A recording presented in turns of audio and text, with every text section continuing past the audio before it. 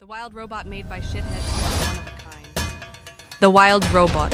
Halina't tunghayan ang mga detalyadong nakatagong kahulugan.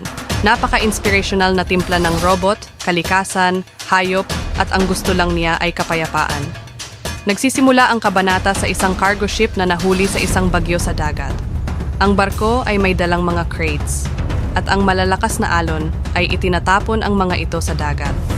Ang mga crates na ito ay lumulutang sa maalon na tubig na naghihiwalay. Sa kalaunan, ang ilan ay nakarating sa dalampasigan ng isang mabatong isla.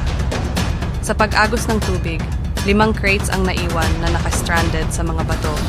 Bawat isa ay may label na Rod Zoom.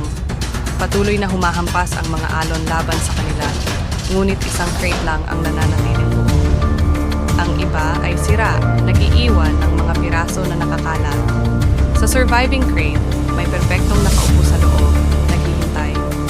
Ang eksena ay nagtatapos sa crate na nakapatong sa baybayin, napapaligiran ng mga